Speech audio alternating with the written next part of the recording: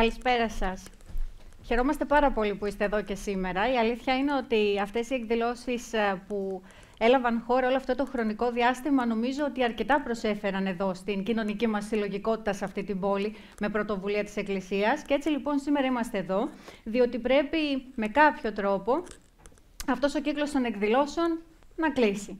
Σε αυτήν λοιπόν την τελεία θα τονίσουμε το πιο σημαντικό ρόλο, ο οποίος σίγουρα στη ζωή σας έχει παίξει καταλυτική δράση. Τι θέλω να πω με αυτό? Σήμερα λοιπόν θα μιλήσουμε για την πατρότητα, για την πιο κοντινή στο Θεό έννοια υπό εξέταση. Θα είναι ένα οδηπορικό. Θα εξετάσουμε λοιπόν την πατρότητα από πάνω, θεϊκά, αλλά και πώς αυτή η πατρότητα μετουσιώνεται μέσα στον άνθρωπο. Και έτσι λοιπόν έχουμε τον πατέρα. Τον πατέρα που είχαμε, τον πατέρα που μπορεί να μην είχαμε, γιατί μπορεί να ήμασταν ορφανοί από αυτόν, τον πατέρα που μπορεί να μην είχαμε, αλλά τελικά να τον βρήκαμε σε μια πατρική φιγούρα και έτσι λοιπόν να είχαμε έναν πατριό. Και τι γίνεται άραγε με αυτούς τους ανθρώπους που δεν είχαν ποτέ πατέρα, γιατί μεγάλωσαν σε ένα ίδρυμα? Άραγε αυτοί ποιον πατέρα είδαν μπροστά τους? Και πόσο καλοί πατέρες θα μπορούσαν να είναι στο μέλλον, στα δικά τους παιδιά? Αυτά και πολλά ακόμα θα διερευνήσουμε, αλλά θα ξεκινήσουμε σίγουρα από τον κυρίαρχο πατέρα, τον πατέρα όλων μας, αυτόν που μας σκεπάζει σίγουρα με τις φτερούγες του, είτε εμείς συνειδητά το κατανοούμε και το θέλουμε, είτε όχι, γιατί αυτός ενδιαφέρεται πρώτα απ' όλα για τη σωτηρία της δικής μας ψυχής και κάνει το καλύτερο δυνατό, αυτό που μπορεί και κατανοεί ο ίδιος, αλλά εμείς ίσως όχι, για να το πετύχουμε αυτό. Δηλαδή, εν τέλει, να σωθούμε. Πάμε λοιπόν να ακούσουμε ακριβώς αυτήν την ανάλυση και να ξεκινήσει ακριβώς με αυτό η εξέταση της έννοιας της πατρότητας από τον πατέρα Αθανάσιο Γραμμένο, ο οποίος είναι εφημέριος του Ιερού Ναού Αγίου Γεωργίου της Νέας Χιλής.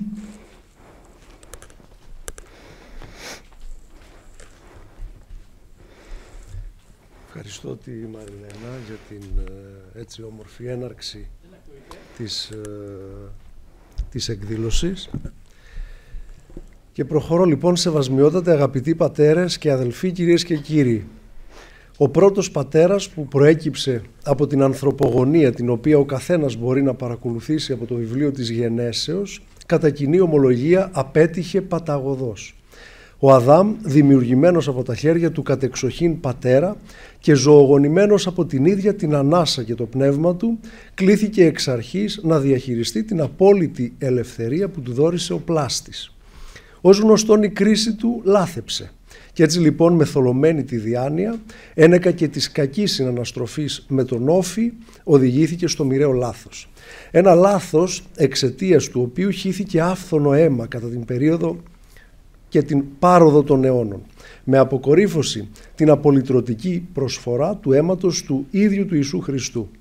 Όμως το πρώτο αίμα, αυτό που καθιστά τον Αδάμ αποτυχημένο πατέρα, είναι εκείνο που χύθηκε εις το πεδίον και εγένετο εν το είναι αυτούς εν το πεδίο, ανέστη Κάιν επί Άβελ των αδελφών αυτού και απέκτηνεν αυτόν. Ευθύς αμέσως ο Κύριος ρώτησε τον Κάιν, «Πού είναι ο αδελφός σου?» Για να του απαντήσει με ανέδεια ο αδελφοκτόνος, «Και πού να ξέρω εγώ, μήπως διορίστηκα να είμαι φύλακας του αδελφού μου?» «Άκου λοιπόν τώρα», του λέει ο Θεός, «το αίμα του αδελφού σου μου φωνάζει γοερά από τη γη.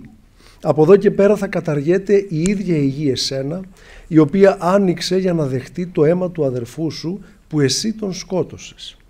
Κάπως έτσι λοιπόν ολοκληρώνεται η δεύτερη πράξη του δράματος της ανθρωπότητας, που αν μη τι άλλο μας οδηγεί στο ασφαλές συμπέρασμα πως στην προκειμένη περίπτωση συνέβησαν οπωσδήποτε λάθη και αστοχίες από την πλευρά του πατέρα Αδάμ, που οδήγησαν στην απώλεια μιας ζωής, καθώς και στην οδυνηρή επίδραση της αδελφοκτονίας στη ζωή των γονέων, του ίδιου του θήτη και φυσικά όλων των απογόνων.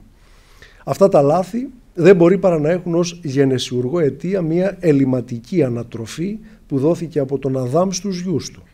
Τον Αδάμ που έτσι άπειρος, αφώτιστος, τυφλός, άσωτος και παραλυτικός πνευματικά που ήταν, αποτέλεσμα της σχάσης με τον Πατέρα Θεό, αλλά και της ρήξης με την σύζυγό του Εύα, δεν κατάφερε να θέσει ως βάση της οικογένειάς του την αγάπη, την ανιδιοτέλεια, την ενότητα, την ευαισθησία.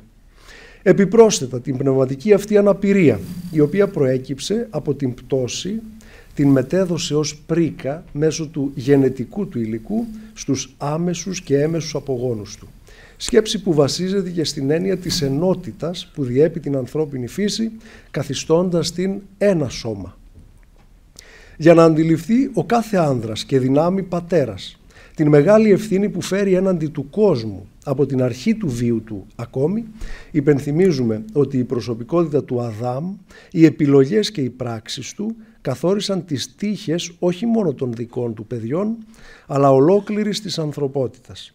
Φυσικά όπου Αδάμ, ο οποιοσδήποτε άνδρας που προχωρά σε κάθε εποχή στη δημιουργία οικογένειας, δίχως πρώτα να σχετίζεται με τον Θεό. Για καλή μας τύχη, μετά τις παλινοδίες της προ-Χριστού ανθρωπότητος και τα λάθη άλλων γνωστών δικαίων αλλά εμπολής ατελών οικογενειαρχών, όπως ήταν ο Αβραάμ, ο Ισαάκ, ο Ιακώβ, ο Σαούλ, ο Δαβίδ, ο Σολομών, ακόμη και ο δίκαιος Νόε, έφτασε η στιγμή της λυτρωτικής επέμβασης του Κυρίου Ιησού Χριστού. Ευτυχώς το επίκτητο για τον Αδάμ και κληρονομηθέν από όλους εμάς τραύμα επουλώθηκε από τον Σταυρό και την Ανάσταση του Χριστού. Ο δεύτερος γενάρχης της ανθρωπότητος, αντίθετα από τον Αδάμ, υπάκουσε στον πατέρα μέχρι θανάτου μάλιστα και ως εκ τούτου έφερε την καταλλαγή μεταξύ Θεού και ανθρώπου. Εκτός αυτού έδωσε την ευκαιρία στον καθένα να μετέχει, αν θέλει, του αναστάσιμου σώματός του. Έκτοτε ο άνθρωπος που είναι σε σχέση και που τροφοδοτείται από μια τέτοια ισχυρή και το σημαντικότερο δοτική ύπαρξη όπως είναι ο Θεός μας, σαφώς και θα ομοιάσει μαζί του, εκπληρώνοντας τον αρχικό στόχο του κατ' εικόνα και καθομοίωσιν δημιουργήματος. Στην προκειμένη περίπτωση θα μπορεί να ενσαρκώσει και τον πατρικό ρόλο με τον τρόπο και το ήθος που το κάνει ο Θεός.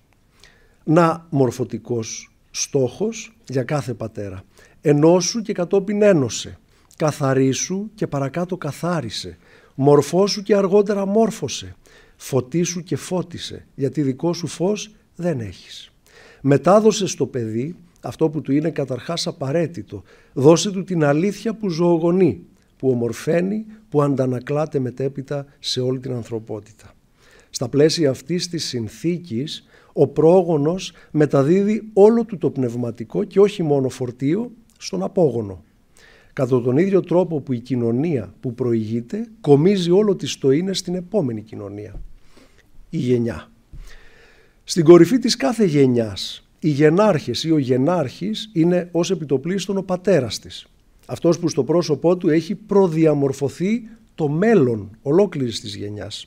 Για παράδειγμα, στην κατάρα του γιου του Χαμ βασίζεται η υποταγή των Χαναναίων στους γιους του Σιμ, ενώ αντίστοιχα το μεγαλείο του Ισραήλ περιέχεται από πριν στην εκλογή και την ευλογία του Αβραάμ από τον Θεό.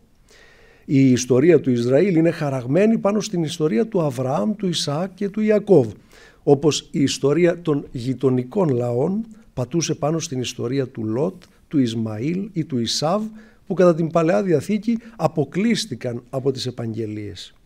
Οι Φιλιστέοι, παύλα Παλαιστίνοι, που μας γίνονται γνωστοί μέσα από τις ιστορίες του Σαμσόν, του Σαμουήλ και του Δαβίδ, μέχρι και σήμερα πολεμούν με τους Ισραηλινούς, πατώντας τα χνάρια των πατέρων τους.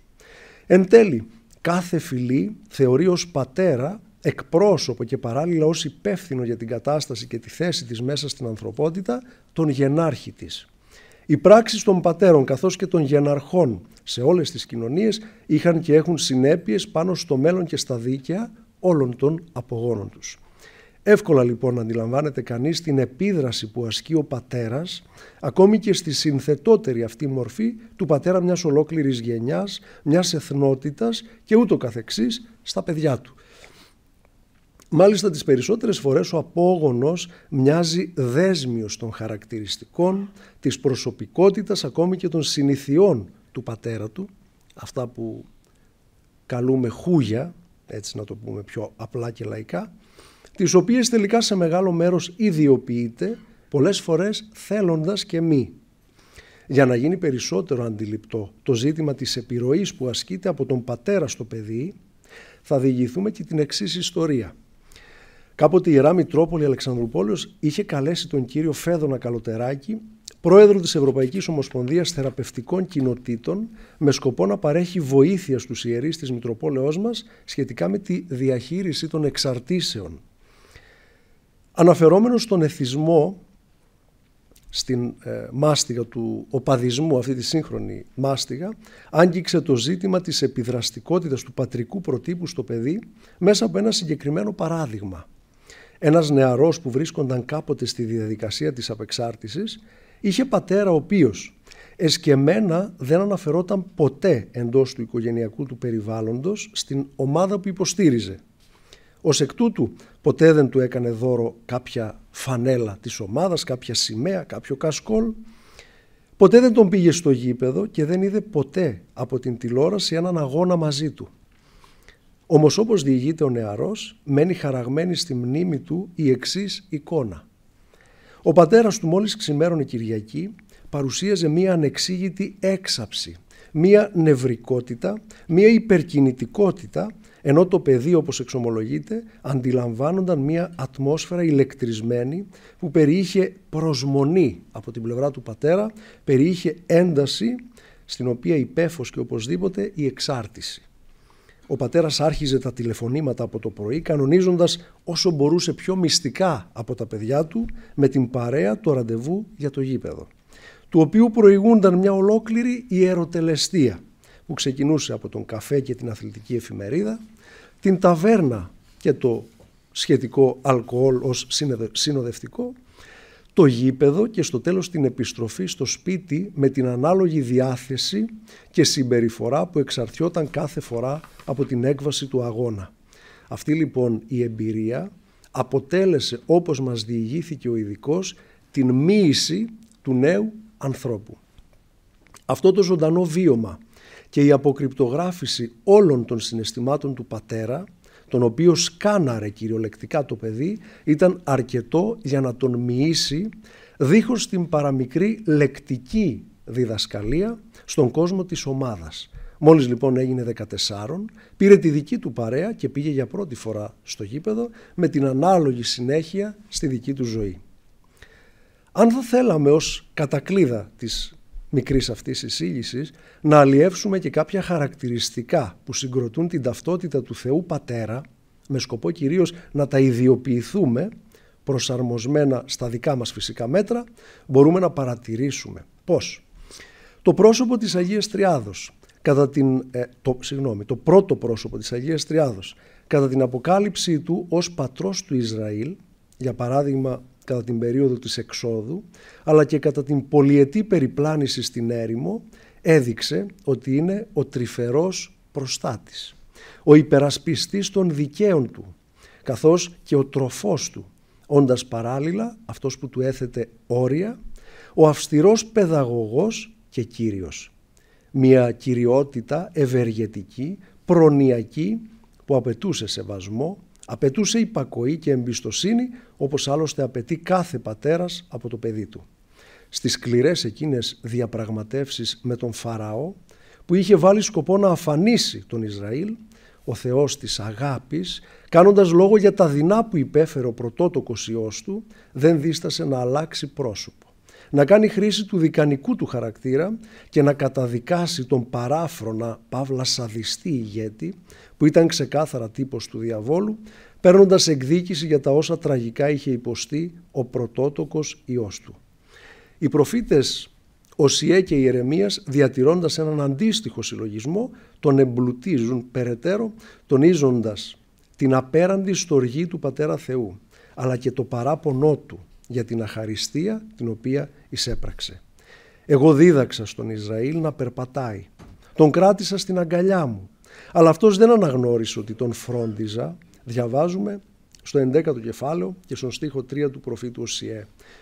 Ο Κύριος λέει: είχα αποφασίσει να σε δεχτώ σαν γιο μου και να σου δώσω μια ονειρεμένη χώρα ιδιοκτησία σου, ένδοξη ανάμεσα στα έθνη. Και αναλογιζόμουν ότι θα με αποκαλούσες κι εσύ πατέρα και από μένα δεν θα απομακρυνώσουν. Αλλά όπως μια γυναίκα απιστεί στον άνδρα της, έτσι απίστησε σε μένα Ισραήλ. Διαβάζουμε στον Ιερεμία και στους στίχους 19-20 του 3ου του κεφαλαίου. Βλέπετε η ελευθερία με την οποία πρίκησε, όπως λέχθηκε στην αρχή ο Πατέρας Θεός τον άνθρωπο, του δίνει το δικαίωμα ακόμα και να ασεβήσει, ακόμα και να τον προδώσει.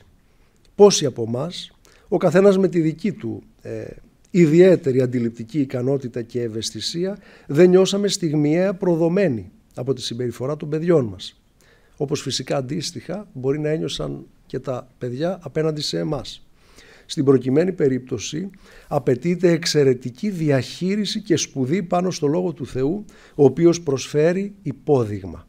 Η απάντηση του Θεού στην προδοσία, την οποία μόνιμα λαμβάνει ως αντίδωρο από την ανθρωπότητα, είναι η παρουσία του. Πότε διακριτική και πότε όχι. Ήταν, είναι και θα είναι πάντα εκεί. Όπως ο πατέρας της παραβολής της προηγούμενης Κυριακής, περιμένοντας μανιωδώς τη μεταμέλεια και τη συγνώμη, όχι για να εκθρέψει κάποιον εγωισμό, αλλά ως ένδειξη επιστροφής και εξυγίανσης του αγαπημένου παιδιού του.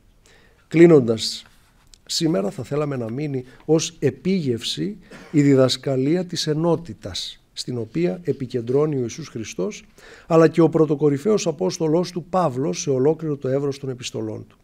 Ο Κύριος, οραματιζόμενος μία κοινότητα αδελφών, μας ζητάει να λέμε «Πάτερ ημών» και όχι «Πάτερ μου». Η ιική ζωή μας, όπως εμφανίζεται στην προσευχή, εκφράζεται επίσης με την αδελφική αγάπη, κατά τον τύπο του Σταυρού του Χριστού, η μία κεραία του οποίου δείχνει προς τον ουρανό και η έτερη προς τον αδελφό. Γιατί αν αγαπάμε τον πατέρα μας, δεν μπορούμε να μην αγαπάμε επίσης όλα τα τέκνα του, τους αδελφούς μας. Και αν ως πατέρες αγαπάμε τα παιδιά μας, δεν μπορούμε να μην αγαπάμε και τα παιδιά όλου του κόσμου. Υπάρχουν φορές που οι γονείς, θεωρώντας ότι εμείς και τα παιδιά μας βρισκόμαστε στην πλευρά των καλών, κοιτάζουμε με εχθρικό βλέμμα τα παιδιά άλλων, τα οποία άγγιξαν ή και προσπέρασαν τα όρια της δικής μας οικογένειας. Αλήθεια όμως, σε τι διαφέρει το παιδί το δικό μου από το παιδί του άλλου? Σαφέστατα, ο χαρακτήρας της πατρότητας είναι μοναδικός και αντιστοιχεί σε μια προσωπική ιότητα. Όμως ο χριστιανός πατέρας μπορεί και οφείλει να βιώσει το μυστήριο μιας άλλης υπερβατικής πατρότητας που υπάρχει στον Θεό και που τη χαρίζει σε όλους ενεργεία ως δώρο. Να είναι πατέρας όλων των παιδιών που με κάποιο τρόπο ο Θεός φέρνει στο διάβα του μέσα από την ιδιότητά του, το άμεσο ή άμεσο κοινωνικό του περιβάλλον. Ευχαριστούμε τον πατέρα Αθανάσιο Γραμμένο. Ακούσαμε λοιπόν μια ανάλυση όπου ο πατέρας και ο ρόλος αυτού περιγράφεται με πολλά και διαφορετικά χαρακτηριστικά, ακόμη και μέσα από τη θρησκεία μας, αλλά θέλω λίγο έτσι να ξεκινήσουμε από το κομμάτι της Εκκλησίας. Μια λοιπόν που η Εκκλησία είναι συνάθρηση και εσείς όλοι εδώ σήμερα έχετε έρθει στο πλαίσιο και υπό την αιγίδα αυτής εδώ. Θέλω λοιπόν να το κάνουμε όλο αυτό που θα γίνει σήμερα εδώ για τελευταία φορά συμμετοχικά. Και έτσι λοιπόν θέλω να το ξεκινήσουμε πιο βιωματικά. Ας σηκώσουμε ας πούμε το χέρι μας όλοι εμείς που στη ζωή αυτή έχουμε ακόμα έναν πατέρα εν ζωή. Μα είστε τέλειοι. Και ας σηκώσουν τώρα όμως και το χέρι τους αυτοί, οι οποίοι σε αυτή τη ζωή πια δεν έχουν τον πατέρα τους μαζί. Αυτό μάλλον πρέπει να σας έχει αφήσει αναμνήσεις, γιατί εγώ θέλω να θυμηθούμε μαζί κάτι. Όταν κάποιος ερωτηθεί να μας πει την καλύτερη ανάμνηση του πατέρα του στη μικρή του ηλικία, συνήθως αυτή η εικόνα που σχεδιάζουν τα παιδιά στα blog ζωγραφικής, στον νηπιαγωγείο και στο παιδικό σταθμό, όταν έχουν έτσι μια ευχάριστη ζωή στο σπίτι τους, είναι ένα μικρό παιδί να προσπαθεί να αγκαλιάσει τον πατέρα του από τη μέση, αλλά τα χέρια να μην φτάνουν να κλείσουν.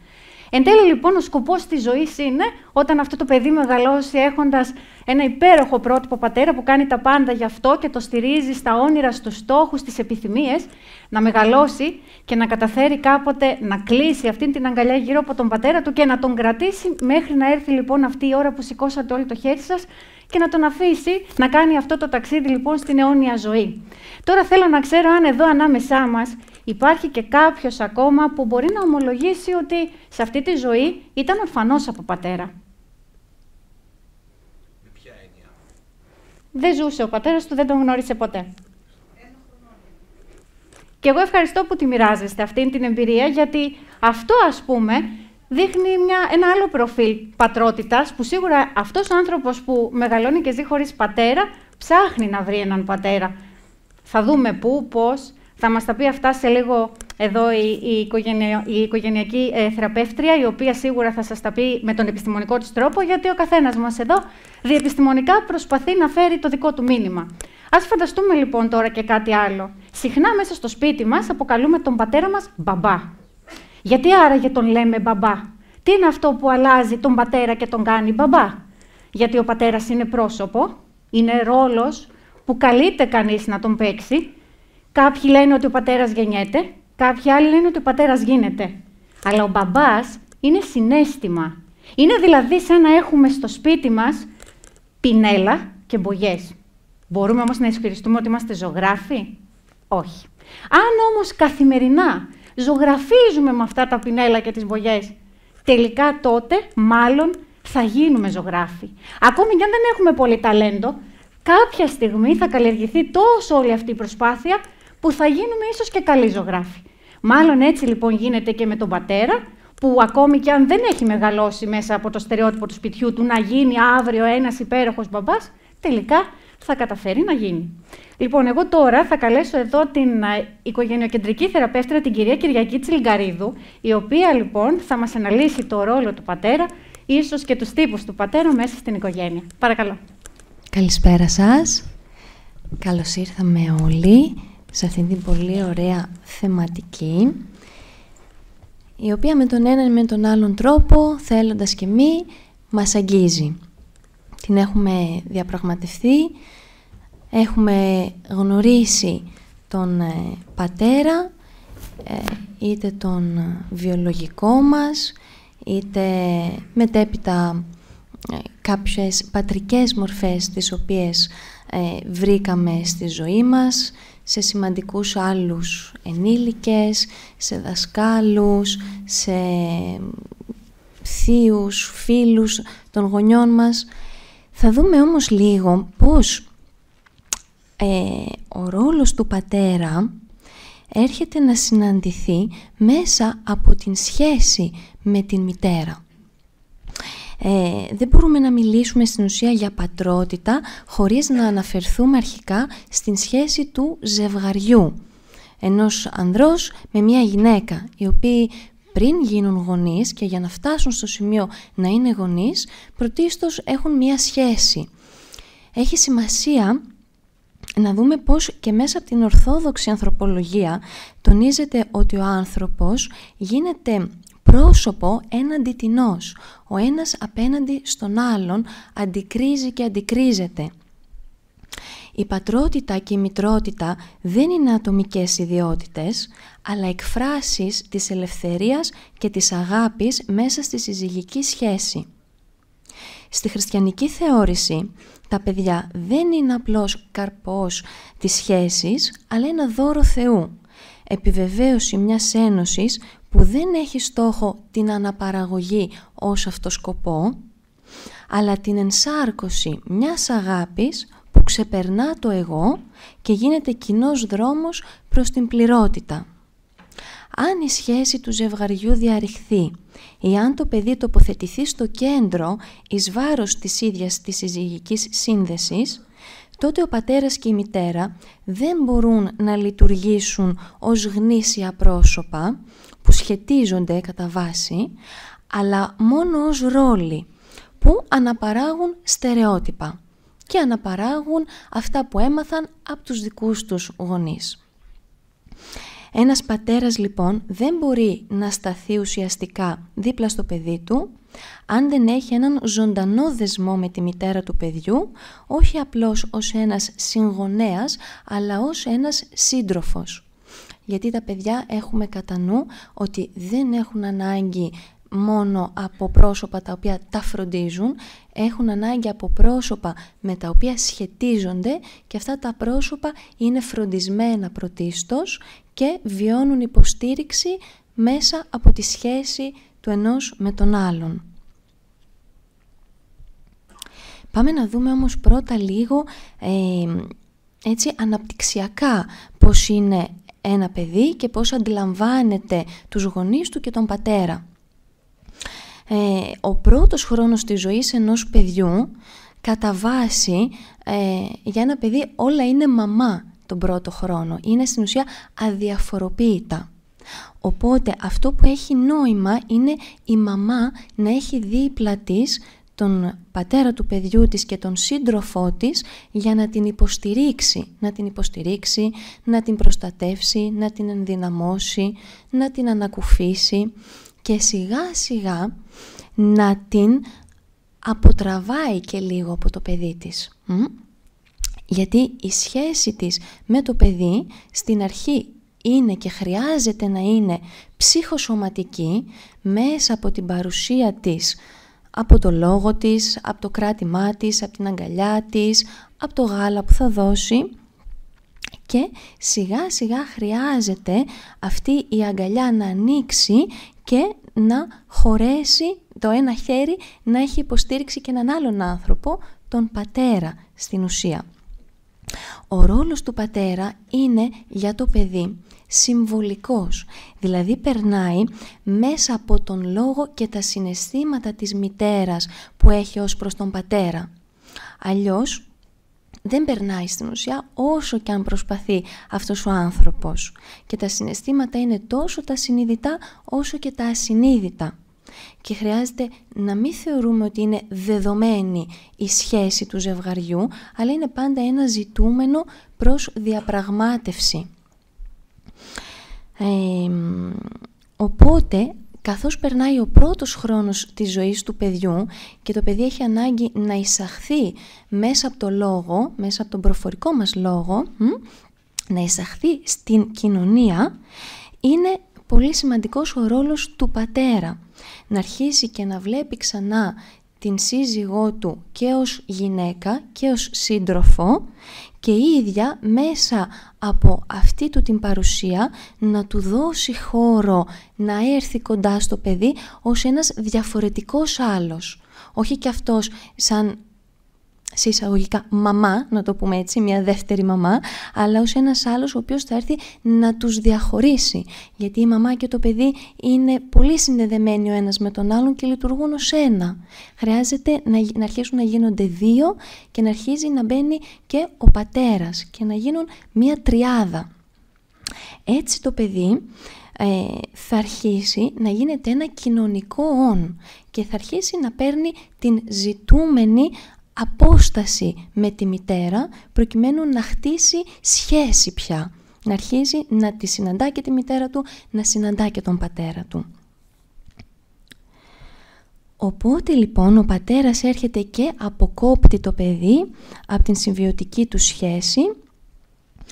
Τι γίνεται όμως όταν δεν είναι ψυχικά παρόν και δεν είναι ψυχικά είτε γιατί η μητέρα δεν του το επιτρέπει, δεν τον θεωρεί ικανό, δεν τον εμπιστεύεται, δεν του εκφράζει τις ανάγκες της και χρειάζεται να τις εκφράσει, όχι να περιμένει ο ίδιος να τις καταλάβει, αυτό δεν λειτουργεί.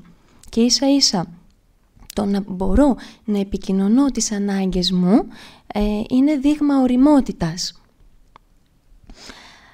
Οπότε όταν δεν δημιουργείται χώρος για την παρουσία του πατέρα, είτε ενεργά να είναι, είτε ακόμη κι αν ο πατέρας έχει πεθάνει ή είναι λείπει μακριά και τον βλέπει μια στο τόσο, πάλι μπορεί να υπάρχει εφόσον για τη μητέρα είναι ένα σημαντικό πρόσωπο, εφόσον τον αγαπάει και στη σχέση της με το παιδί του τον βλέπει εκεί πέρα. Αυτό είναι το ζητούμενο.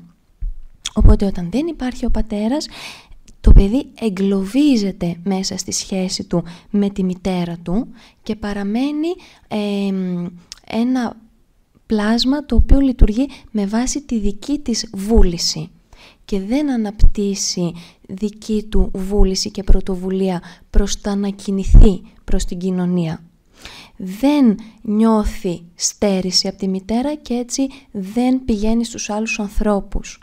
Θέλουμε στο παιδί να αρχίσει να νιώθει ότι η μητέρα έχει είναι και κάτι άλλο πέραν από μητέρας. Και αυτό πρωτίστως η μητέρα θα το βιώσει μέσα από τη σχέση της με τον πατέρα, προκειμένου και το παιδί να αρχίσει να προσεγγίζει και άλλους ανθρώπους, να αρχίσει να έχει ανάγκη και άλλους ανθρώπους για να γνωρίσει τον εαυτό του και να δομήσει την ταυτότητά του.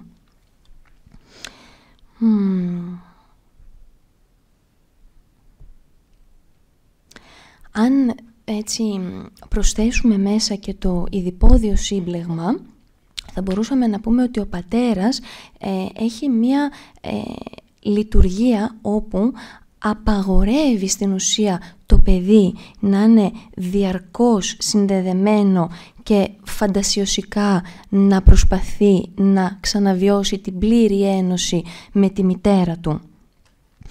Και αυτή η διαδικασία είναι απαραίτητη για την είσοδο του παιδιού στην γλώσσα, στην κοινωνία και στην τάξη του επιθυμήν. Στην περίπτωση λοιπόν που ο πατέρας δεν λειτουργεί κατά αυτόν τον τρόπο, το παιδί δεν αναπτύσσει σταθερή ταυτότητα και μπορεί να βιώσει στο μέλλον ψυχωτικά φαινόμενα, δηλαδή να μην μπορεί να έρθει σε επαφή με την πραγματικότητα. Όχι όμως μόνο την πραγματικότητα που βιώνει μέσα στην ασφάλεια, χρειάζεται να έρθει σε επαφή με την πραγματικότητα συνολικά του περιβάλλοντος του. Οπότε, στην προσωποκεντρική προσέγγιση, η οποία κατά βάση έχει την προσπάθεια να συναντήσει τον άνθρωπο ως πρόσωπο, ο πατέρας βιώνεται και με τις πτυχές της αποδοχής, της ενσυναίσθησης και της αυθεντικότητάς του. Δεν είναι απλά ένας άνθρωπος ο οποίος προσφέρει ασφάλεια και όρια, αλλά είναι ένας άνθρωπος που βοηθάει το παιδί να βρει τη θέση του στον κόσμο, να του προσφέρει χώρο να υπάρξει ως ξεχωριστή ύπαρξη και να γίνει ένας αφηγητής της ζωής μέσα από την παρουσία του, μέσα από το δίδαγμά του και να προσφέρει, να δείξει στο παιδί ότι η ζωή έχει ένα νόημα. Έχει ένα νόημα μέσα στην κοινωνία κατά βάση, όπου η αυθεντικότητα, η σύνδεση και η ελευθερία μπορούν να συνυπάρξουν. Οι έρευνες που έχουν μελετήσει τη σχέση πατέρα-παιδιού και έχει φανεί ότι ο πατέρας ήταν εκεί με αυτές τις πτυχές, ήταν εκεί παρόν, έχει φανεί ότι τα παιδιά γίνονται πιο κοινωνικά, πιο δημοφιλή μεταξύ των συνομιλίκων τους και η απόδοσή τους επίσης στο σχολείο είναι πολύ καλύτερη. Είναι ενισχυμένη η ψυχική τους ανθεκτικότητα, είναι πολύ λιγότερο πιθανόν να εμφανίσουν κατάθλιψη και να επιδείξουν ανάρμοστη συμπεριφορά ή να λένε ψέματα. Και επίσης δεν αισθάνονται την ανάγκη να παραφερθούν ώστε να πάρουν την προσοχή του πατέρα τους. Οπότε, έτσι συμπερασματικά, 3 πραγματάκια που μπορούμε να κρατήσουμε είναι ότι η πατρότητα δεν είναι ρόλος εξουσίας, αλλά μια ζωντανή σχέση κατά βάση, μια σχέση αγάπης, αποδοχής, ενσυναίσθησης και αυθεντικής παρουσίας. Επίσης, είναι πολύ σημαντική η θέση του πατέρα μέσα στην οικογένεια, τόσο για το παιδί όσο και για την μητέρα, και ο ένας να βλέπει στο πρόσωπο του αλουνού αυτή την πτυχή της γονεϊκότητας. Και τέλος, να έχουμε κατά νου ότι ακόμη κι αν η σχέση του ζευγαριού λόγω της παρουσίας του παιδιού χαθεί στην αρχή, που είναι φυσικό και επόμενο, αυτό χρειάζεται να το αναγνωρίσουν και να το ξαναδούν από την αρχή, πώς θα ξαναχτίσουν τη σχέση τους και θα την βάλουν σε προτεραιότητα, προκειμένου να φροντίζει ο ένας τον άλλον, να φροντίζεται μέσα από τη σχέση και έτσι και το παιδί να μπορεί και αυτό να φροντίζεται, να σχετίζεται με τους γονείς του και να εισέρχεται πιο ομαλά στην κοινωνία και να αναπτύσσει υγιείς σχέσεις τόσο με τους συνομιλίκους όσο και με τους ενήλικες και στην περίοδο της παιδικής ηλικίας όσο και στην ενηλικιότητα στο μέλλον. Αυτά από μένα. Σας ευχαριστώ πολύ. Ευχαριστούμε την κυρία Κυριακή Πληγαρίδου. Τελικά Είναι δύσκολο πράγμα να είσαι μητέρα, αλλά όπως ακούγεται είναι και πολύ δύσκολο να είσαι και πατέρας, έτσι, μην το ξεχνάμε αυτό. Όλα τα χρόνια η κοινωνία έχει συνηθίσει να γιορτάζει τη μητέρα, οδεί λοιπόν στη μητέρα, στην τέχνη, στην ποίηση, στη λογοτεχνία, σε όλους λοιπόν τους τομείς του επιστητού. Ωστόσο, ο πατέρας φαίνεται ότι αποκτά έναν άλλο ρόλο πλέον στη σύγχρονη κοινωνία, γιατί αλλάζουν και τα χαρακτηριστικά του. Αν σας ρωτήσω να θυμηθείτε πώς ήταν ένας τυπικός πατέρας πριν από 50 χρόνια, σίγουρα αυτός ήταν πολύ διαφορετικός από τον πατέρα του σήμερα, ο οποίος έχει γίνει πιο ανθρώπινος, πιο προσιτός και συνήθως είναι και αυτός που μέσα στην οικογένεια, κακά τα ψέματα, παίζει με τα παιδιά. Γίνεται και αυτός ένα μικρό παιδί. Αυτό που θέλω να σας πω έτσι πριν συνεχίσουμε, είναι να σας προσκαλέσω έτσι μαζί να κάνουμε ένα ταξίδι στο παρελθόν.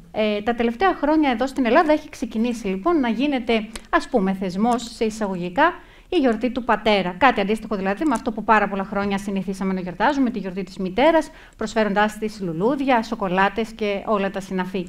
Έτσι λοιπόν αποφάσισε η κοινωνία να δείξει επιτέλους μέσα από αυτόν τον μοντερνισμό, θα πούν κάποιοι, την αγάπη της στον Έλληνα πατέρα, στον Ευρωπαίο πατέρα, στον παγκόσμιο πατέρα. Θέλω λοιπόν να σας πω ότι αυτή η γιορτή δεν είναι καθόλου καινούρια. Ξεκίνησε λοιπόν για πρώτη φορά και διοργανώθηκε μία εκδήλωση προς τιμή του πατέρα το 1908 στη Δυτική Βιρτζίνια από την Grace Golden Clayton. Ξέρετε, δεν τα πάω καλά με τα ονόματα, οπότε επιτρέψτε μου να τα διαβάσω από μέσα.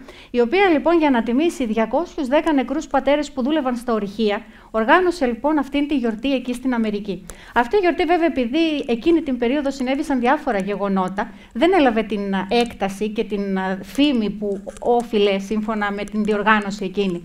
2 χρόνια λοιπόν αργότερα έρχεται η Σονόρα Ντότ, η οποία διοργανώνει μία γιορτή προς τιμήν του δικού της πατέρα, ο οποίος ήταν βετεράνος του εμφυλίου πολέμου στην Αμερική, για να τιμήσει αυτόν αλλά και τους βετεράνους του πολέμου αυτού συναδέλφους του.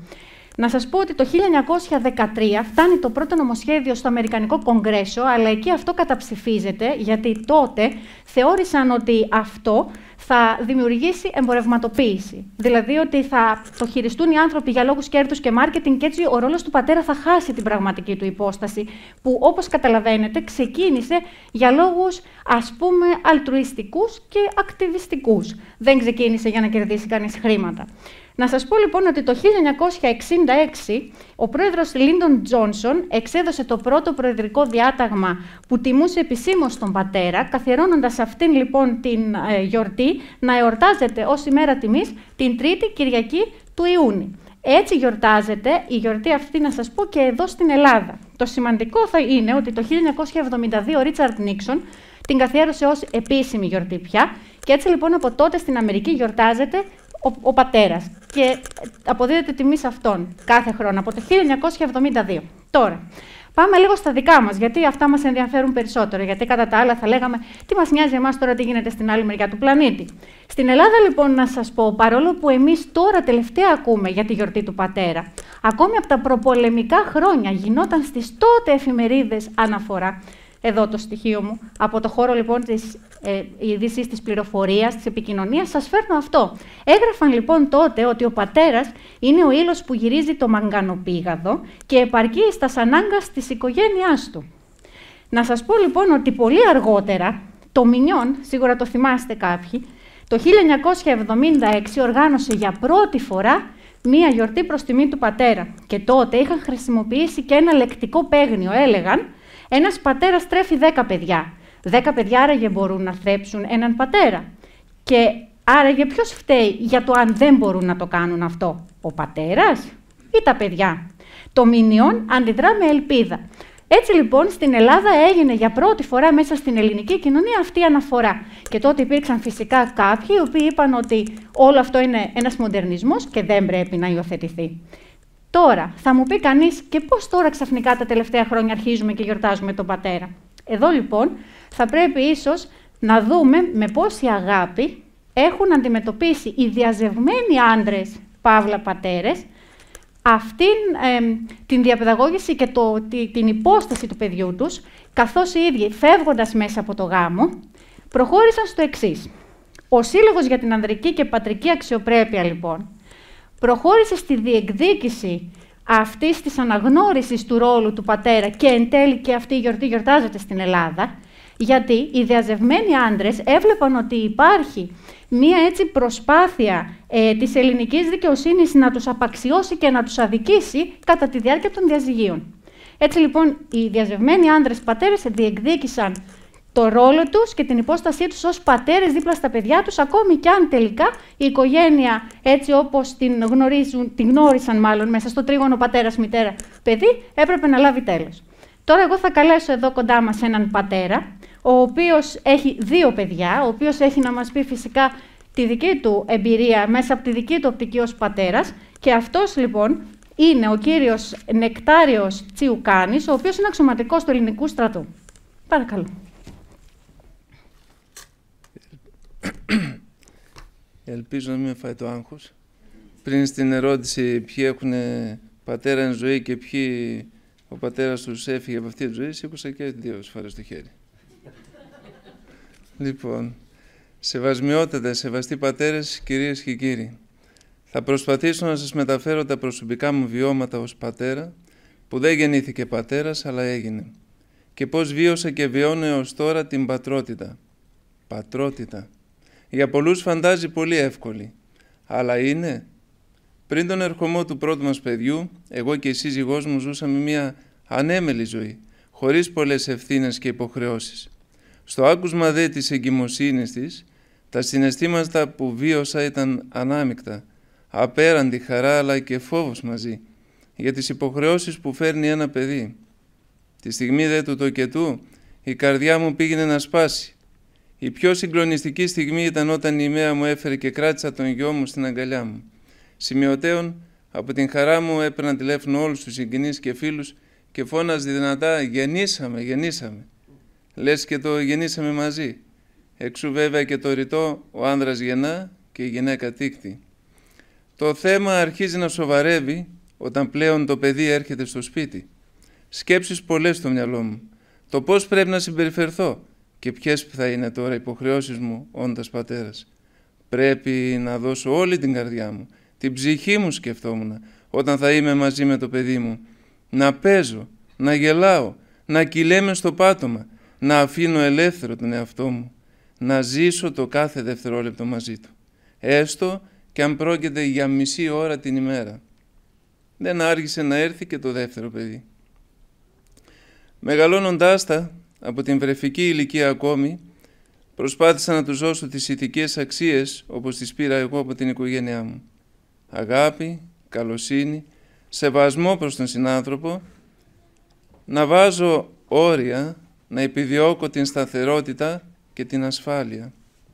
Προσπαθήστε όμως να κάνετε πράξη τα παραπάνω σε ένα 4χρονο και σε ένα 7χρονο, τα οποία θέλουν να βλέπουν τηλεόραση όλη τη μέρα, να γκρινιάζουν και να ζητούν να τους αγοράζεις όλο και περισσότερα παιχνίδια. Εδώ χρειάζεται μεγάλη προσοχή. Και ειδικά αν κάνετε το λάθος που έκανα κι εγώ, να τους αγοράσετε κάποιο ηλεκτρονικό παιχνίδι στην ηλικία των 10 με 11 ετών, τότε τα πράγματα γίνονται επικίνδυνα, θα έλεγα. Πολλές φορές, εξαιτίας των ηλεκτρονικών παιχνιδιών, αρχίζουν να αντιδρούν, να μην ακούν και να μην δίνουν την απαιτούμενη προσοχή στο διάβασμα. Σε αυτή τη φάση της ζωής τους, πρώτον, τους παρότρινα να συμμετάσχουν σε αθλητικές δραστηριότητες και δεύτερον, προσπάθησα να τους διδάξω την ευθύνη.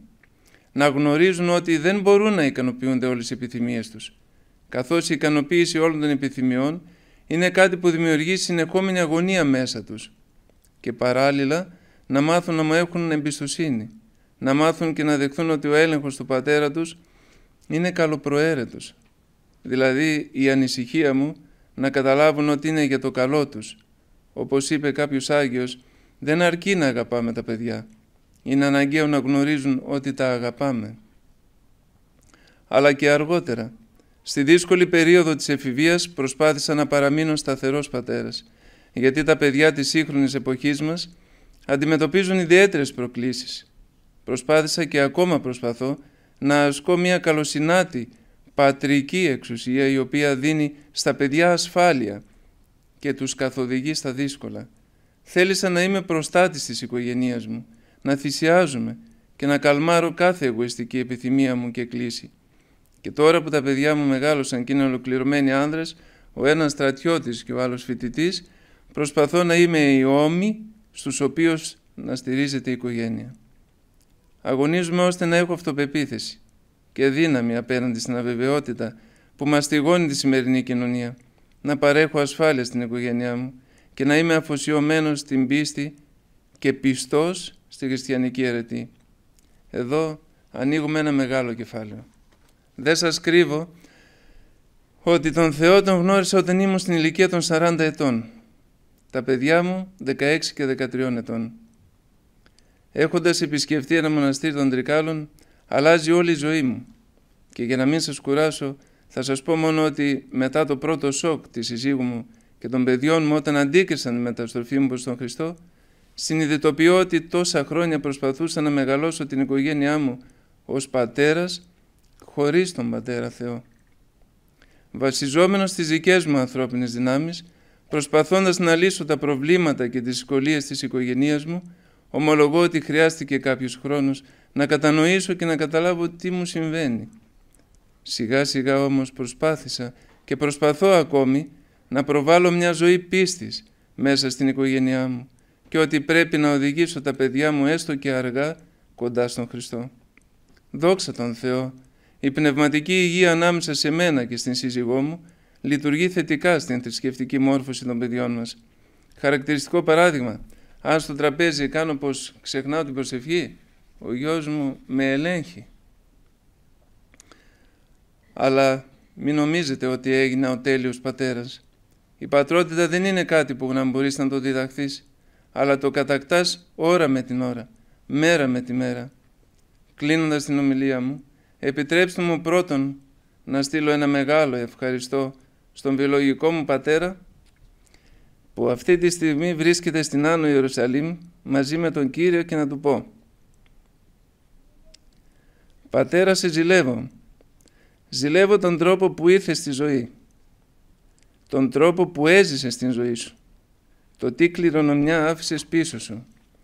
Μα παραπάνω ζηλεύω τον τρόπο που διάλεξε ο Θεός για να φύγεις. Κράτησες την αξιοπρέπειά σου, το κεφάλι ψηλά, και έφυγες χωρίς να χρωστάς τίποτε σε κανένα, μόνο στο Θεό. Και δεύτερον, να ζητήσω ως πατέρας μια μεγάλη συγγνώμη από τα παιδιά μου, τον Αλέξανδρο και τον Ιωάννη, που άθελά μου κάποιες φορές να έγινα υπερβολικός στη συμπεριφορά μου και να τους πλήγωσα, κάνοντάς τους να θυμώσουν μαζί μου. Αλλά πάντα λειτουργούσα με γνώμονα το δικό τους καλό. Σας αγαπώ πολύ, παιδιά μου. Αξίζει να αναφερθώ σε κάποια λόγια του Αγίου Βασιλείου που λέει: αν χάσουμε χρήματα, μπορούμε πάλι να τα κερδίσουμε. Αν όμως χάσουμε χρόνο με τα παιδιά μας, δύσκολα μπορούμε να τον ξαναβρούμε. Τέλος, δεν γίνεται να μην αναφέρω την υπερπολίτιμη συμβολή της συζύγους μου Ελένης στα καθήκοντά μου ως πατέρας και να πω: είμαι ευλογημένος από τον Θεό που σε έχω κοντά μου. Γιατί χωρίς εσένα δίπλα μου θα ήμουν ένας αποτυχημένος πατέρας. Ευχαριστώ. Ευχαριστούμε και εμείς τον κύριο Νεκτάριο Τσιουκάνη. Αυτά είναι που σας λέω τα βιωματικά, έτσι. Τα βλέπετε πώς συμβαίνουν στη ζωή και αυτά είναι τα αληθινά και τα πραγματικά. Και τώρα λοιπόν ακούσαμε εδώ ένα ευχαριστώ, ένα συγγνώμη και ένα σ' αγαπώ. Και η αλήθεια είναι ότι τα πράγματα έτσι είναι και θα μου πει και κανείς: εντάξει παιδιά, ωραία τα λέτε. Αλλά έτσι για να δω και πόσο έτσι εδώ είσαστε μαζί μας και κοντά μας και συνδεδεμένοι. Αλήθεια, ποιος πιστεύει ότι ζούμε σε έναν κόσμο αγγελικά πλασμένο? Να σηκώσει το χέρι του.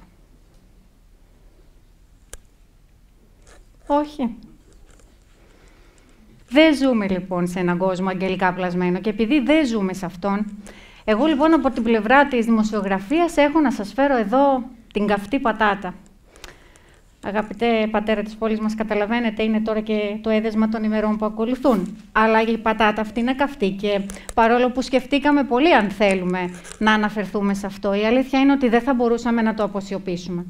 Βλέπετε λοιπόν ότι την επικαιρότητα κατακλείζουν το τελευταίο χρονικό διάστημα οι δεχθή εγκλήματα, τα οποία έχουν προκληθεί από γονείς προς τα παιδιά τους.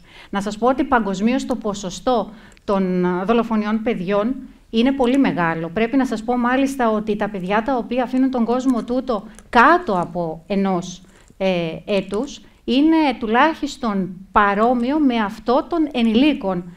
Άρα λοιπόν, ενώ των δολοφονιών μεταξύ των ενηλίκων. Άρα λοιπόν πρέπει να σας πω ότι μέσα από όλα αυτά τα παιδικά εγκλήματα, πολλά από αυτά προέρχονται από τους γονείς.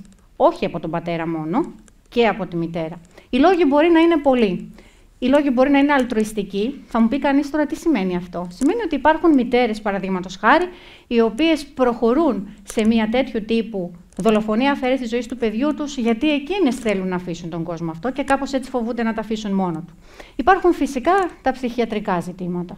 Όπου εκεί λοιπόν έχει πάει η ψυχή του ανθρώπου σε μια άλλη σφαίρα και σίγουρα χρειάζεται τους ειδικούς να συνδράμουν και να είναι από πάνω και το σχολείο και η ειδική ψυχικής υγείας και η εκκλησία και όλοι εμείς όπου γινόμαστε μάρτυρες αυτής της κατάστασης. Γιατί ας πούμε είδατε τώρα τελευταία στην επικαιρότητα τι συνέβη με το μικρό άγγελο, που δυστυχώς άφησε τον κόσμο τούτο και έγινε άγγελος, γιατί ξυλοφορτώθηκε από τον πατέρα, αλλά με την ανοχή της μητέρας και τη συμμετοχή ίσως. Αυτό δεν είναι κάτι που θα το κρίνουμε εμείς.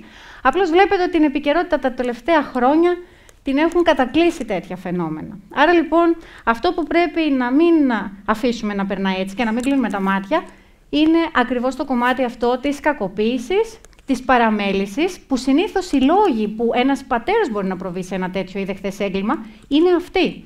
Σε αντίθεση με τη μητέρα, όπου οι λόγοι είναι άλλοι. Συνήθως εκεί οι λόγοι είναι, όπως είπαμε, είτε κακώς εννοημένοι ως αλτρουιστικοί λόγοι ή ψυχιατρικοί λόγοι. Ο πατέρας μπορεί φυσικά να υπάρχουν ψυχιατρικά προβλήματα, αλλά συνήθως, αν θυμηθείτε τα εγκλήματα του παρελθόντος από την εποχή του Λιμπέρι, την εποχή του Δουρί, την εποχή του Μεταξάκη κλπ. Έχουν γραφτεί πολλά στον τύπο και επειδή εδώ ανάμεσά μας υπάρχουν παιδιά, προτιμώ να μην αναφέρω ανατριχιαστικές λεπτομέρειες. Να σας πω λοιπόν ότι σε αυτές τις περιπτώσεις δεν υπήρξε ψυχιατρικό υπόβαθρο που απεδόθη κατά τη διάρκεια της άσκησης των καθηκόντων από τη δικαιοσύνη, με αποτέλεσμα οι άνθρωποι αυτοί να καταδικαστούν σε 2, 3, τετράκες ισόβια και πάει λέγοντας. Επομένως λοιπόν αυτό που πρέπει να τονίσουμε εδώ είναι ότι πρέπει να έχουμε τα μάτια μας ανοιχτά.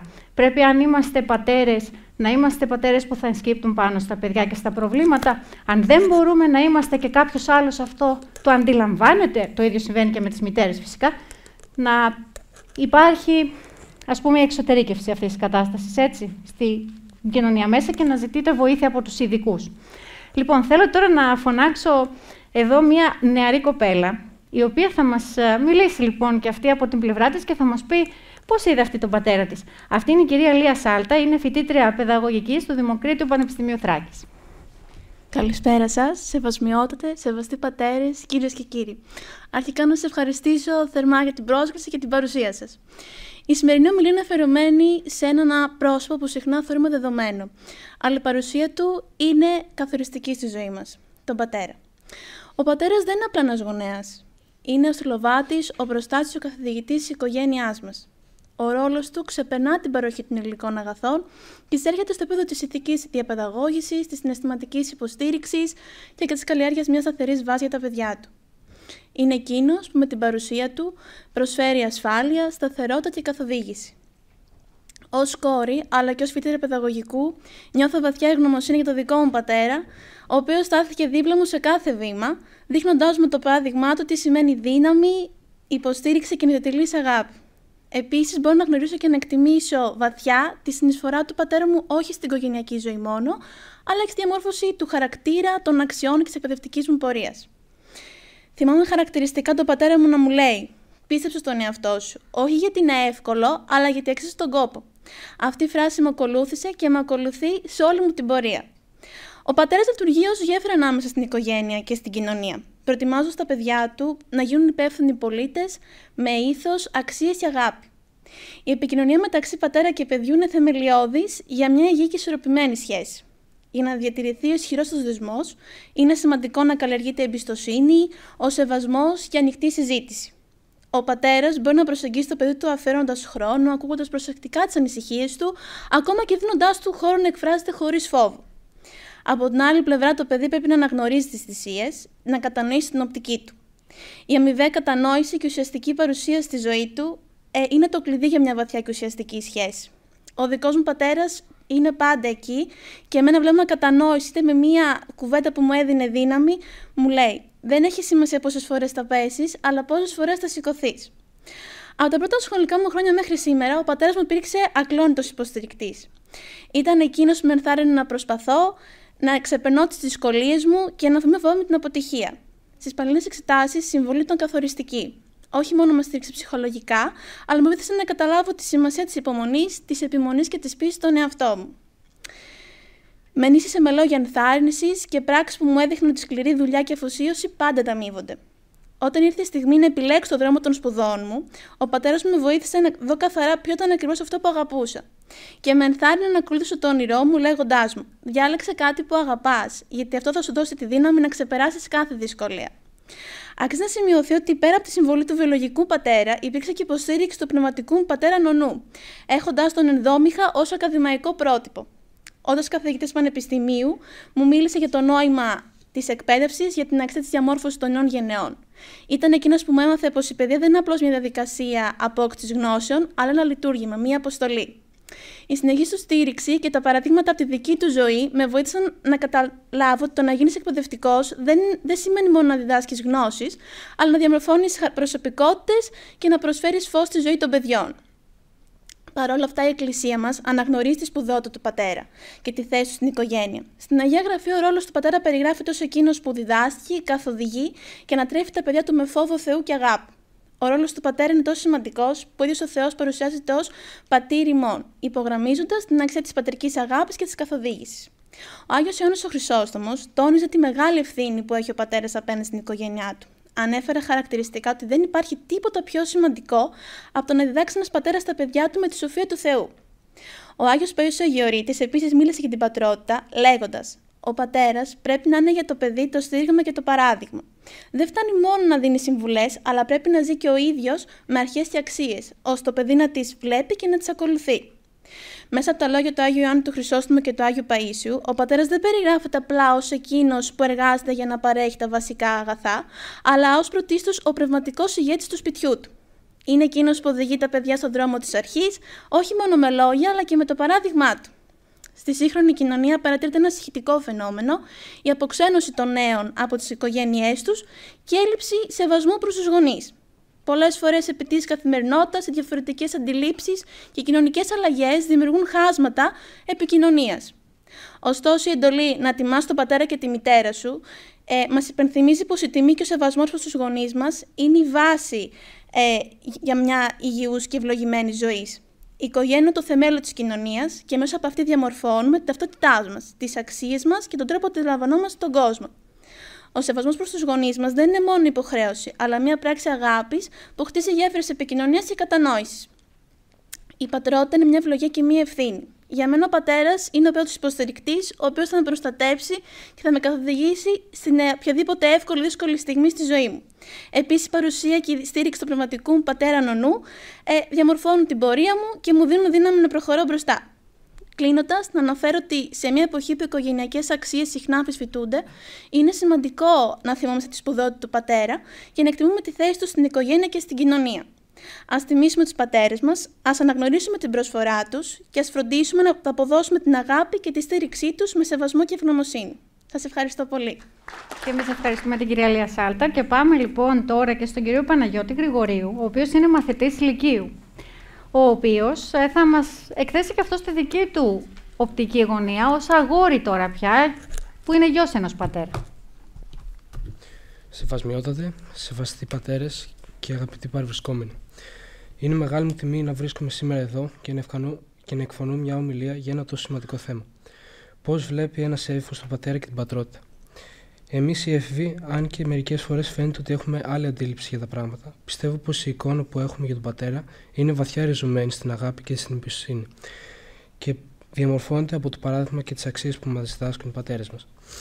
Ο πατέρας είναι για εμάς τους εφήβους μια φιγούρα που συχνά χαρακτηρίζεται από την αίσθηση της ασφάλειας.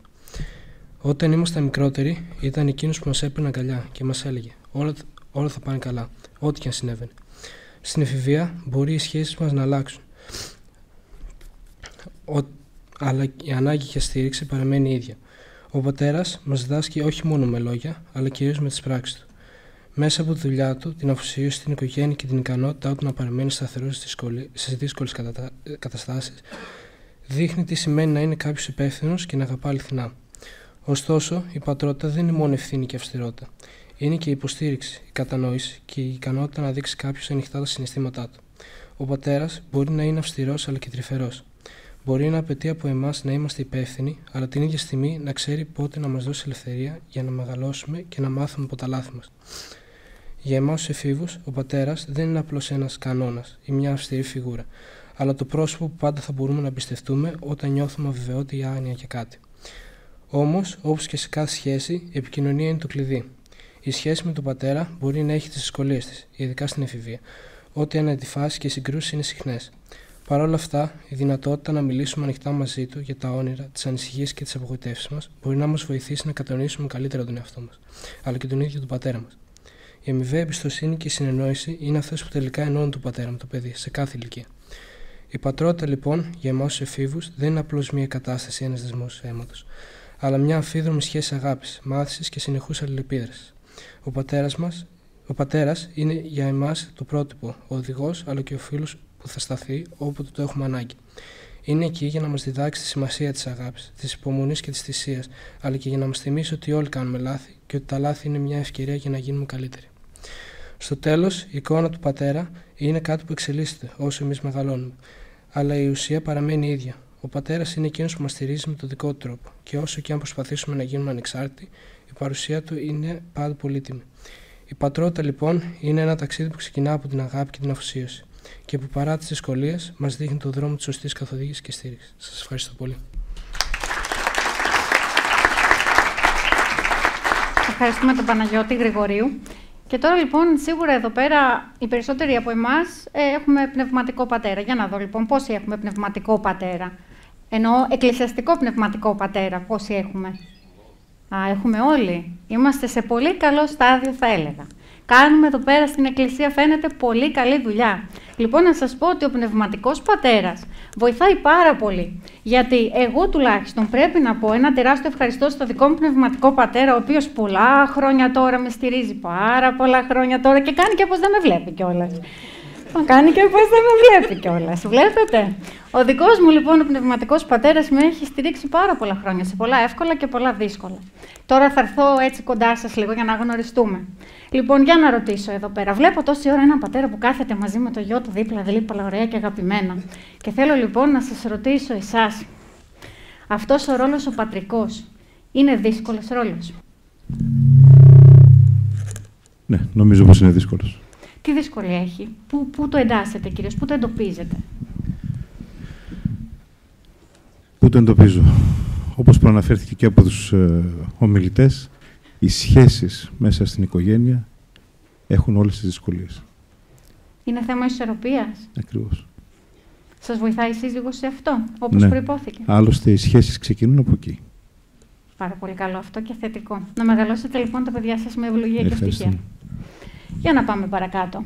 Θέλω να βρω έτσι, βλέπω εκεί κάτι νέους άντρες που θέλω να ξέρω έτσι λιγάκι ποια είναι η δική σας η παρατήρηση αναφορικά με το ρόλο του σύγχρονου πατέρα. Γιατί ο πατέρας παλιά ξέραμε ότι είναι ας πούμε πιο κυριαρχικός, ίσως λίγο πιο αυταρχικός, ίσως λίγο πιο αυστηρός. Για να δούμε τώρα. Πώς άλλαξε ο πατέρας σας? Εσάς κοιτάω εδώ με το μπλε. Πώς άλλαξε, λέτε, ο ρόλος του πατέρα και ο δικός σας ο πατέρας πραγματικά είναι σύγχρονος πατέρας ή ας πούμε ανήκει λίγο σε πιο παλιά εποχή?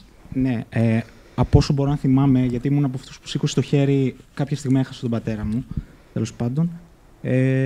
Νομίζω ότι ερχόταν προς το πρότυπο που λέμε προς του σύγχρονου πατέρα.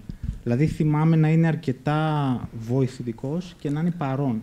Αυτό θυμάμαι. Στα νεανικά μου αρκετά χρόνια.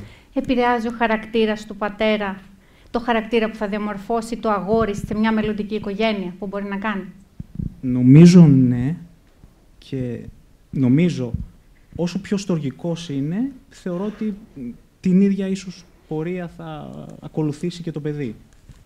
Τουλάχιστον αυτό προϋπόθηκε από τους επιστήμονες νομίζω ναι, που έχουν και την εμπειρία και την επιστημονική αλλά και την βιωματική. Που το βλέπουν στο πεδίο. Πατέρες. Ναι. Έτσι. Ευχαριστώ. Τώρα λοιπόν να ρωτήσουμε και μία κυρία.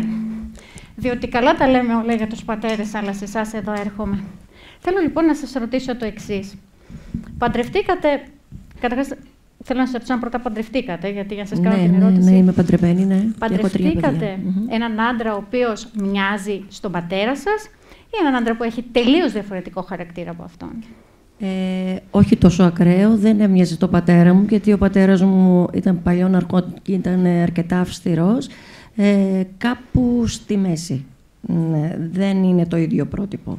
Τέλεια, που σημαίνει ότι είχατε καταφέρει να ισορροπήσετε και να εντοπίσετε ακριβώς τα χαρακτηριστικά και επίσης να τα διαχωρίσετε στην επιλογή σας για τον σύζυγο μες στην οικογένεια. Ακριβώς, ναι.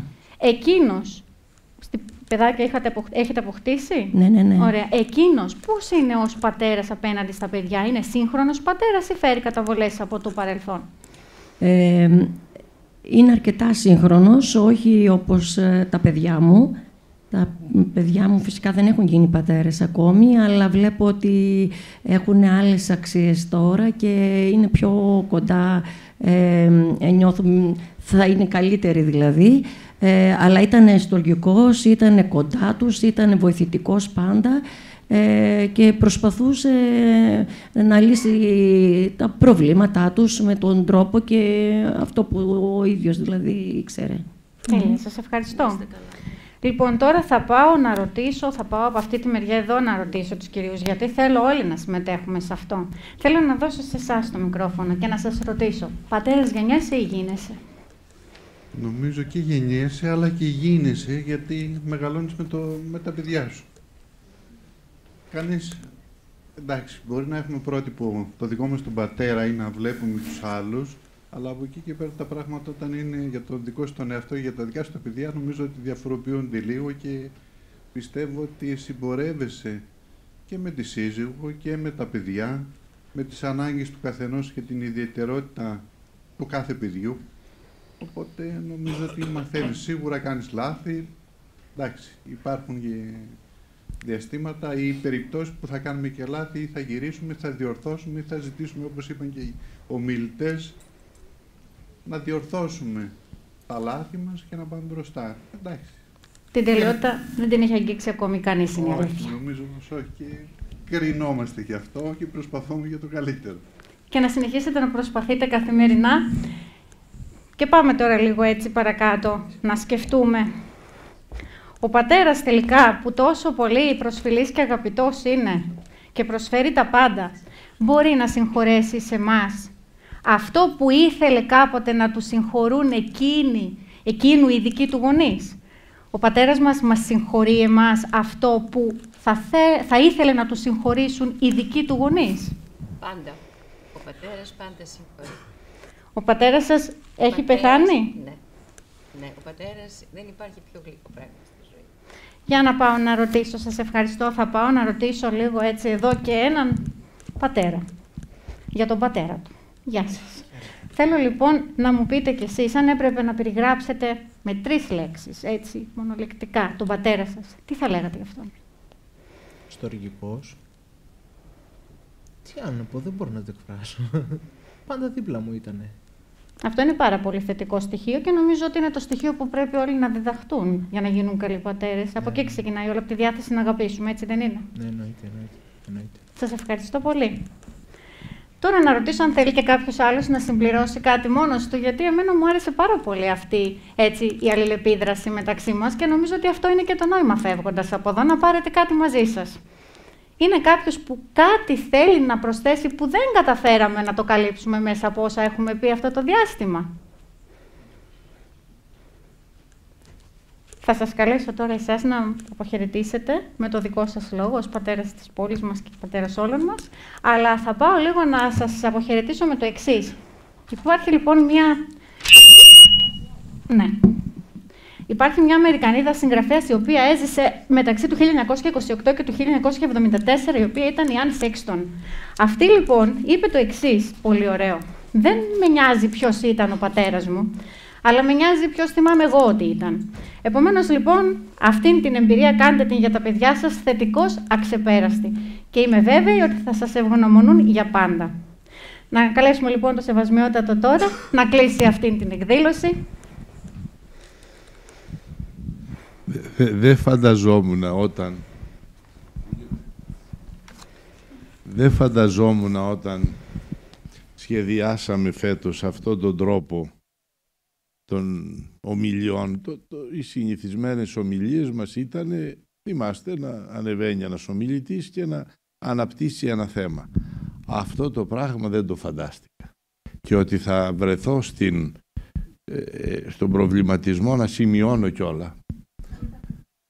Ναι. Και ειλικρινά σας ευχαριστώ πάρα πολύ. Όταν του πατρός Κωνσταντίνου ήταν η ιδέα αυτά τα πάνελ να κάνουμε, προκειμένου να μιλήσουμε όλοι. Τώρα, αν λίγο περνούσε η ώρα και έτσι όπως το χειριστήκατε, γυρίζατε λίγο ακόμα και παίρναμε ο καθένας το μικρόφωνο, φεύγοντας εγώ θα διάβαζα συγχωρητική ευχή για όλους. Τώρα, πού θα πήγαινα κι εγώ να διαβάσουν και σε μένα, αυτό είναι άλλη υπόθεση. Βλέπετε ότι έχουμε ανάγκη όλοι να δούμε λίγο μέσα μας και να δούμε τι πήραμε από τους πατεράδες μας, από τις μανάδες μας και τι είναι αυτό που εμείς το βγάζουμε ή με το όμοιο τρόπο, είδα κάτι καλό, το αντιγράφω κι εγώ και το δίνω. Είδα κάτι κακό, πώς θα το μεταποιήσω σε καλό ή θα αντιγράψω το κακό που πήρα.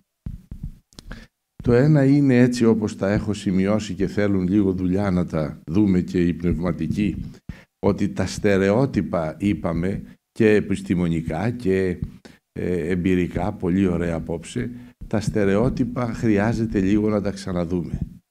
Κυρίως και από την Αγία Γραφή, ότι βέβαια έτσι θα το έλεγε, πώς αλλιώς θα έλεγε η Αγία Γραφή. Ο Θεός είναι πατέρας, αλλά το πατέρας δεν σημαίνει ότι είναι αρσενικός.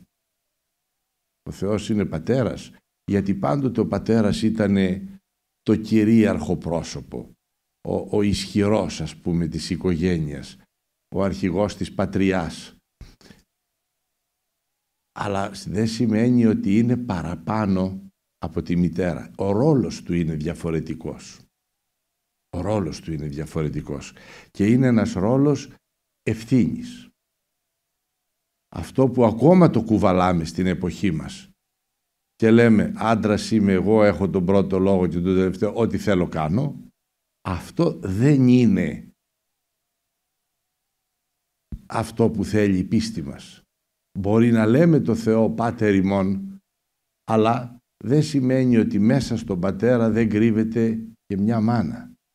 Αυτόν τον πατέρα που ως πατέρα Θεό μας δίδαξε ο Χριστός έχει την τρυφερότητα και τη στοργή και τη φιλανθρωπία και την αγαθότητα μιας μάνας. Έτσι, να το ξεκαθαρίσουμε αυτά και να το πω πιο απλά. Ρώτησαν τον πατέρα Παΐσιο, τον Όσιο Παΐσιο, κάποιοι γέροντα, του είπανε ποιος να πλένει τα πιάτα στο σπίτι και απάντησε όποιος προλάβει. Αυτό σημαίνει διαφορετικότητα των ρόλων και σχέση, όπως ακούστηκε. Μια σχέση που οφείλουμε και ο άντρας και η γυναίκα να καλλιεργείται όσο γίνεται περισσότερο σαν σχέση προσφοράς, σαν σχέση θυσίας και δοσήματος. Όχι εγώ είμαι δώστε μου, εγώ είμαι τι μπορώ να δώσω σε όλους. Ο πατέρας, ο άντρας στη γυναίκα και στα παιδιά του. Η γυναίκα στον άντρα της και στα παιδιά της. Κανένας ρόλος δεν μπορεί να απορροφά τον άλλον. Αυτό που ακούμε καμιά φορά, εμείς ζούμε για τα παιδιά μας. Τώρα πια. Αυτό είναι αρρωστημένο, δεν είναι καλό. Ζούμε για τον εαυτό μας και βλέπετε στην πίστη μας. Η οικογένεια είναι οι δύο. Ο σκοπός του γάμου είναι οι δύο. Αν δεν δώσει ο Θεός παιδιά, δεν σημαίνει ότι ο γάμος απέτυχε.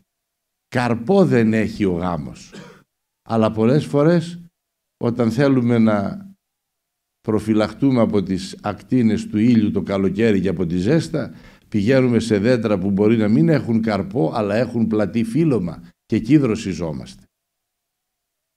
Σκοπός του γάμου είναι οι δύο, η οικογένεια είναι οι δύο. Όταν δώσει ο Θεός και καρπό, τότε έρχονται και παιδιά. Αν δεν δώσει ο Θεός, δεν απέτυχε το μυστήριο, ούτε ο γάμος. Παραμένει ιερός και Άγιος. Ακούσαμε παραδείγματα, πολύ ωραία τα είπε επιστημονικά η Σύμβουλος Ψυχικής Υγείας. Κρατώ αυτό που είπε, καλά είναι τα αισθήματα, υπάρχουν, αν δεν τα δείχνεις άχρηστα είναι. Άμα σας πω κάτω από τα πόδια μας είναι ένας θησαυρός, άχρηστος είναι. Να σκάψουμε, να τον βρούμε, να τον βγάλουμε, να τον αξιοποιήσουμε, να τον χαρούμε. Παλιά ήταν αυτό το πρότυπο, δεν έδειχνε τα αισθήματά του ο πατέρας. Σήμερα βλέπω στον παραλιακό δρόμο, ντρέπονταν, ίσως ήταν και τα στερεότυπα αλλιώς. Άντρας τώρα θα πάρει το καρότσι με το μωρό. Σήμερα βλέπω άντρες με καρότσια στην εκκλησία και στον παραλιακό δρόμο και χαίρομαι, τους σταυρώνω από μέσα μου. Αυτό είναι ωραία εικόνα. Και των δύο η ευθύνη για την ανατροφή του παιδιού. Άλλα θα δώσει η μάνα με άλλη στοργή, με άλλη τρυφερότητα, με άλλο χάδι, άλλα θα δώσει ο πατέρας. Αλλά και οι δύο θα δώσουν τα ίδια. Πολύ ωραίο ήταν αυτό. Ακούσαμε και από τη φοιτήτρια και από το μαθητή πολύ ωραία που είπανε εμπειρίες. Ναι, καλού πατέρα. Τι γίνεται όμως όταν έχουμε και κακό πρότυπο. Τότε εκεί χρειάζεται ο ένας από τους δύο να αναπληρώσει και να διορθώσει το κακό. Υπάρχει μια δύσκολη, μια κακιά συμπεριφορά του ενός, μπορεί να είναι και της μάνας, αλλά λέμε του πατέρα. Ο άλλος μπορεί να το αναπληρώσει και να πει, πάντοτε οι μανάδες συνήθως δικαιολογούσαν τους πατεράδες. Όταν ήταν λίγο απότομοι, λίγο αυτό και τα λοιπά, ερχόταν από τη δουλειά, εγώ θυμάμαι και τον πατέρα μου, ερχόταν από τη δουλειά, δεν είχε και πολύ χρόνο και άνεση και αυτό και τα λοιπά, η μάνα μου πάντα τον δικαιολογούσε. Βέβαια όταν μεγαλώσαμε τη λέγαμε, καλά σταμάτα τώρα κι εσύ, όλο δικαιολογείς. Έτσι φερόντουσαν όμως. Ο πατέρας σας, σηκωθείτε, τρέξτε γρήγορα, έρχεται ο πατέρας σας. Έτσι.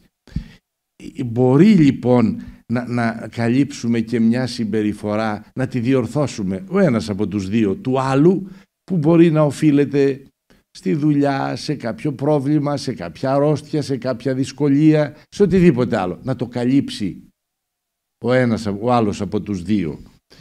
Ήταν πολύ ωραίο αυτό που είπε ο Νεκτάριος, παρακαλώ, ευχαριστώ και σ' αγαπώ. Να το λέμε αυτό. Αν το αισθάνομαι και δεν το λέω, είναι άχρηστο. Όταν το λέω και εγώ ικανοποιούμε και γεμίζει η ψυχή μου και κυρίως η ψυχή των άλλων. Όταν λοιπόν έχουμε καλές εμπειρίες, καλά. Όταν έχουμε κακές, τις διορθώνουμε. Υπάρχουν όμως και παιδιά που μεγαλώνουν χωρίς γονείς. Δίπλα μας είναι. Από πού θα πάρουν? Τότε ο Θεός, αν τον γνωρίζουν, αν κάποιος τους τον δείξει, μπορεί να καλύψει αυτό το κενό. Είναι ένα πρότυπο πατρικό για όλους.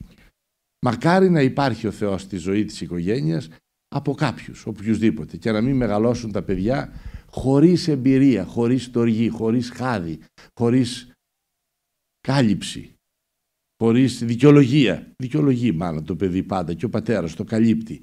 Αλλήμον αν το παιδί δεν το διδαχθεί αυτό, αν δεν τους έχει, δεν θα το διδαχθεί.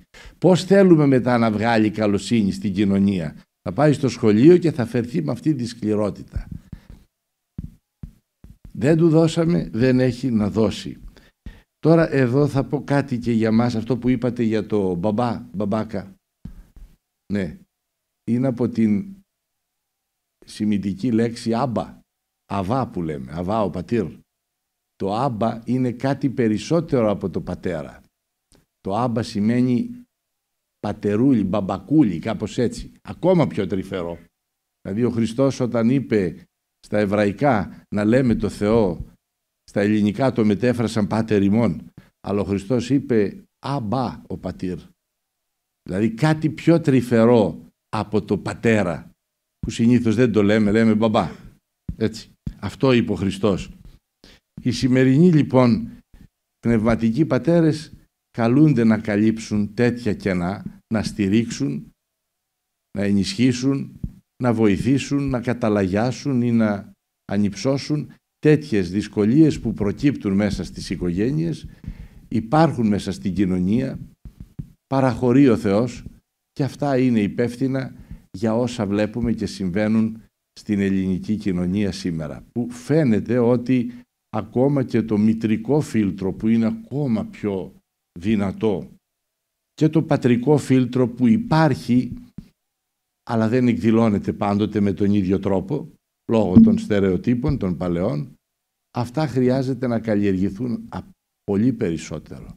Ίσως δεν τα καλλιεργήσαμε.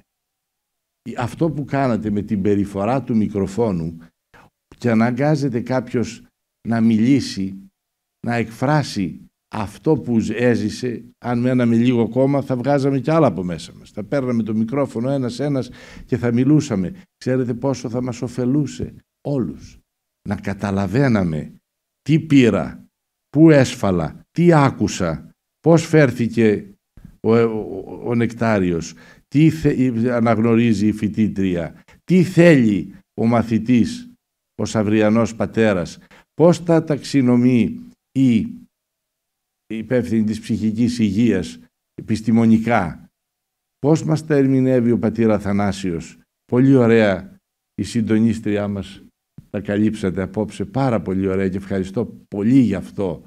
Όλα αυτά είναι η ελληνική πραγματικότητα που χρειάζεται να βάλουμε κάτω τα πράγματα και οι πνευματικοί πατέρες να πάψουμε να κουνάμε το δάχτυλο και να εμφανίζουμε έναν Θεό τιμωρό, έτσι, έναν Θεό τιμωρό που είναι και αυτός κατά τα πρότυπα των ανδρών της εποχής εκείνης.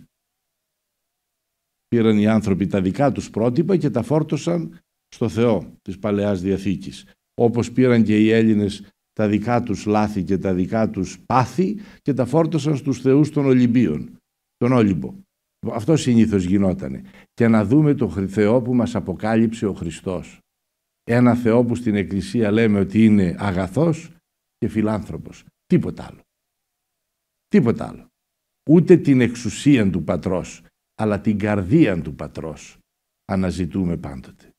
Και μακάρι να μας αξιώνει ο Θεός να τη βρίσκουμε, γιατί βλέπετε λείπει από την εποχή μας. Οι πατεράδες να είναι όσο πιο τρυφεροί γίνονται, οι μανάδες το ίδιο, οι πνευματικοί το ίδιο, γιατί αυτά λείπουν από την εποχή μας. Όταν έρχεται ένας άνθρωπος και φέρεται με σκληρότητα απέναντί μας, έρχεται ένας και με βρίζει. Έρχεται ένας και μου φέρεται άσχημα. Ας μην βιαστώ να απαντήσω. Ξέρεις ποιος είμαι εγώ, να μου πεις εσύ εμένα, σου πω εγώ τώρα τι θα σου κάνω. Όχι. Ας ψάξω να βρω τι είναι αυτό που δεν έχει, που του έλειψε. Από στοργή, από τρυφερότητα, από καλοσύνη και βγάζει όλη αυτή τη σκληρότητα απέναντί μου. Να το βρω και να το θεραπεύσω. Δεν είναι ανάγκη να πάρω κι εγώ αμέσως, σφίξω τις γροθιές και να απαντήσω. Σας ευχαριστώ πάρα πολύ για όλη αυτή την προβληματική στην οποία μας βάλατε απόψε, προκειμένου να δούμε τι χρειάζεται ο καθένας από μας, τι βίωσε, τι δεν βίωσε, τι βίωσε λαθεμένα, τι μπορούμε να διορθώσουμε για να ζήσουμε οι οικογένειες με τον καλύτερο κατά το δυνατόν τρόπο. Βλέπετε, το έχω ξαναπεί, το επάγγελμα γονιός δεν διδάσκεται, λέγαμε. Να όμως που διδάσκεται, ακούγοντας τις εμπειρίες και τις επιστημονικές και τις πραγματικές εμπειρίες των άλλων ανθρώπων. Να ακούσουμε, να φουγκραστούμε, με ειλικρίνεια να παραδεχθούμε αυτή είναι η πραγματικότητα και να προχωρήσουμε για να βελτιωθούμε. Σας ευχαριστώ πάρα πολύ για όλη αυτή την απόψινή παρουσίαση. Σας ευχαριστώ.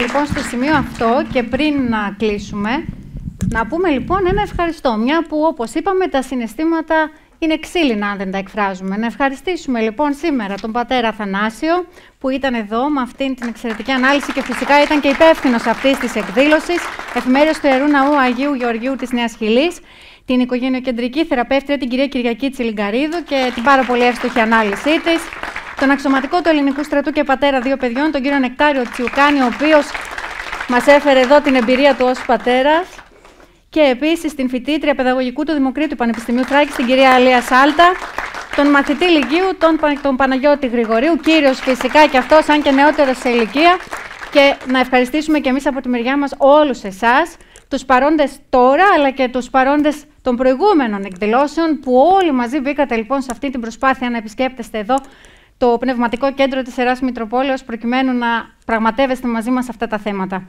Στο επανειδήν λοιπόν, και εύχομαι η Εκκλησία να παίρνει και άλλες τέτοιες πρωτοβουλίες, γιατί νομίζω ότι πραγματικά είναι άνθος για την πόλη μας αυτές οι προσπάθειες, μια που ξέρετε ότι εδώ στον Εύρο, όπως τουλάχιστον λέγεται πάρα πολύ συχνά στα μέσα μαζικής ενημέρωσης και κυρίως στο Βόρειο Εύρο, υπάρχει μεγάλο πρόβλημα με το δημογραφικό. Να έχετε λοιπόν μια καλή επιστροφή στα σπίτια σας και καλό βράδυ. Να είστε καλά.